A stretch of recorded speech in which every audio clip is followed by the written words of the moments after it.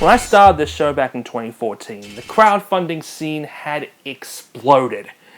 It was a real paradigm shift seeing Tim Schafer make $3 million to fund a game in a genre many people claim was dead and buried. Finally, game developers were free from the shackles of draconian publishers and oblivious executives. Through the power of crowdfunding, they'd be able to make the games they wanted. And within the first year of our show, we had seen the rebirth of the Blue Bomber, the 3D platform reborn, and in the case of today, Castlevania returning in Bloodstained.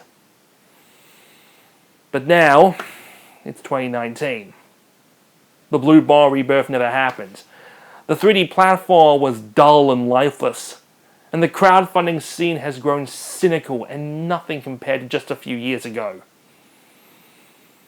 This is the one I've been waiting for the most. The one I've been holding out for following the last two major disappointments.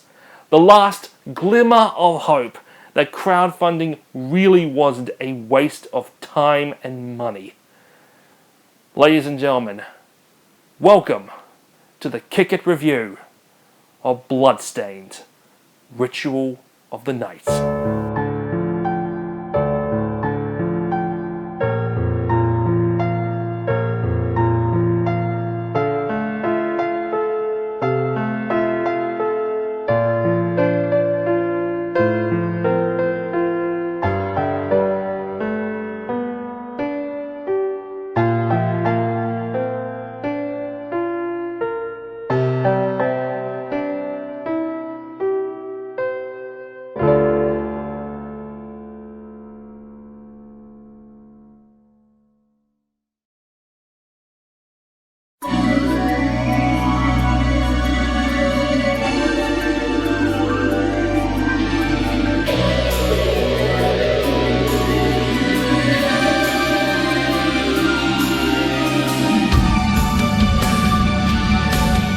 Released in 1997, Castlevania Symphony of the Night was meant to be a swan song to the series' 2D roots before making the jump to 3D.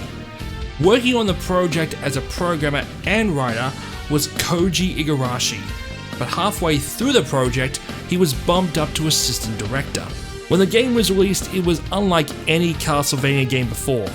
What was originally a simple action game now had RPG elements, a wide variety of weapons and bosses, and a giant sprawling maze of a castle, more familiar with a Metroid game than Castlevania. The game would be a runaway success, and following the critical panning of the 3D titles, it was decided to keep Castlevania tethered to this 2D explorable setting, with Iga staying on as producer. For the next 15 years, Igarashi would be responsible for well over a dozen Castlevania titles, with the majority of them being designed after Symphony of the Night. By the 2010s though, Konami had shifted its business strategy and were more focused on mobile development over consoles. In 2008, Igarashi unveiled a pitch for his brand new Castlevania project dubbed Alucard, but Konami decided to go with another pitch, and in 2010 gave the Castlevania license to Mercury Stream and Kojima Productions. Feeling unable to adapt to mobile gaming and not being able to work on another Symphony of the Night-like game, Igarashi really had no idea where his career was going.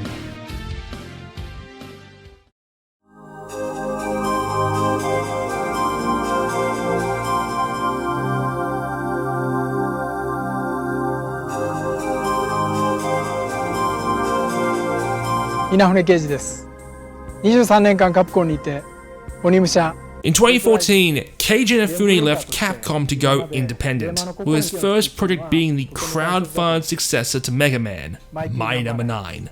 The campaign would be a runaway success, raising almost $4 million. Inspired by the success, Iga would leave Konami to go independent himself, even enlisting the help of Ben Judd, who would help run Inafune's campaign, and after failing to get funding the traditional way, launched the Kickstarter campaign for Bloodstained in May of 2015. The timing of this could not have been better, as Iga's former company had fallen on some pretty bleak times, with the cancellation of Silent Hills, the delisting of PT, and the emergence of poor treatment of employees, including Hideo Kojima. Bloodstained would raise over $1.5 million its first day, and only make over $5.5 million. Like a lot of games at the time, Bloodstained went crazy with stretch goals. By the time funding had finished, Bloodstained was going to have David Hayter as voice actor, a boss rush mode, a retro-inspired level, a retro-inspired spin-off title, and release on 7 different platforms, including Vita and Wii U. Back then, we were in the rose-tinted haze of crowdfunding's possibilities. It's clear now that any project going crazy with stretch goals and promises are clearly going to have to make sacrifices. And we found that out firsthand when Mighty No. 9 was released. Hey, you, looking at the screen. Let me ask you a question. Do you like awesome things that are awesome? After numerous delays and controversies that I really don't want to revisit, Mighty No. 9 was released in 2016 to less than favourable reviews, with even Ben Judd infamously saying, It's better than nothing. At least that's my opinion. Following this, Inti Creates, the studio who made Mighty and were working on Bloodstained alongside Igarashi's company Artplay, would be relieved from working on Ritual of the Night, after it had been made clear that Inti were inexperienced working with Unreal Engine 4, and would enlist the help of Daiko and the creators of Shantae WayForward. It was also in this year that Nintendo would release the Nintendo Switch, and Sony started scaling back support for the Vita. Both it and the Wii U versions would be subsequently cancelled. And while they were no longer working on the main game, Inti Creates would be responsible for Curse of the Moon, an 8-bit inspired prequel which harked back to the original Castlevania titles. Difficulty very much included. But after numerous delays, we are finally here. Bloodstained Ritual of the Night has been released. Now, I've been playing primarily on the PC version, but we'll also be delving into my go-to console, the Switch. And, I may as well come out and say it, guys. They nailed it! Bloodstained is everything I want out of a Castlevania game. It was great to hear that they took the issues with graphics to heart and worked their ass off to fix them. The game runs at a great frame rate, the graphics are top notch, and the camera is nauseating.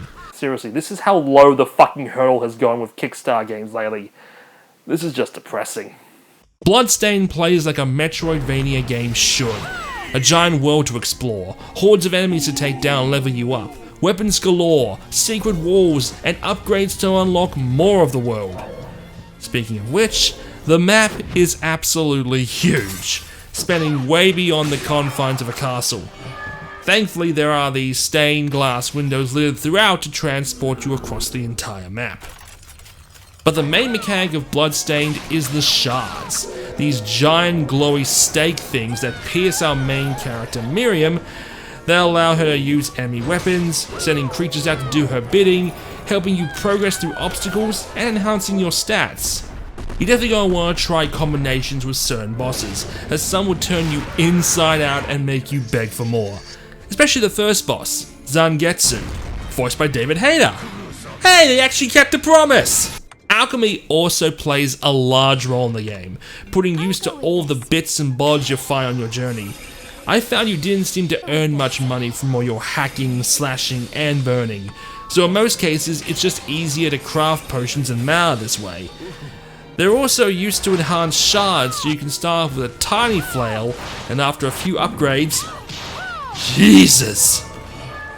There are other great touches too, like your familiar hinting you to the many secrets that litter throughout the map, and like every other damn Kickstarter game, there's an appearance by Shovel Knight. You can essentially play as him, but I advise against it. Like I said at the beginning, Bloodstained is everything I wanted out of a Castlevania title, which is great considering Konami haven't made a new one in well over 5 years. And while the game is certainly rough around the edges, it did something that Mighty No. 9 and Yooka Laylee didn't. It made me keep coming back for more. However, the majority of my playthrough was on the PC version. But then we get to the Switch version. As most of you know, the Switch version came out a week after the other versions, and that's fine. It's fine. However, pre-release reviews started suggesting that the Switch version wasn't running up to par with the other versions, with reports of poor frame rate, various glitches, and even crashing every few hours. This concerned a lot of people. However, these issues were not new. When Bloodstained on Switch was previewed at PAX back in April, the same issues arise, with the system even becoming overheated. 505 assured us back then that it was going to be addressed before the release. Clearly, that didn't happen. So, days after these issues came up with the release, the Kickstarter announced they'll be switching their priority to making sure the Switch version runs at least properly. Playing the Switch version, obviously there is a serious downgrade in quality in comparison to the other platforms, but it seems a lot of other sacrifices had to be made to even get it running at all. That being said, at this time the game does perform kinda sluggish, but nothing serious. It's still very much playable. However, there seems to be a serious delay between room transitions, which can prove frustrating when trying to jump up to a room. Despite the setbacks with the Switch version, I personally believe that Bloodstained has been one of the best Kickstarter campaigns I ever featured on this show, especially in regards to the amount of money it made. For me personally, Bloodstained was a project that was always up front with its fans and backers. It was a game that wasn't afraid to cut its losses, like cancelling the Wii U and Vita ports, bringing in new developers to help get the game to a certain level, even being forthright with criticisms and attempting to address them.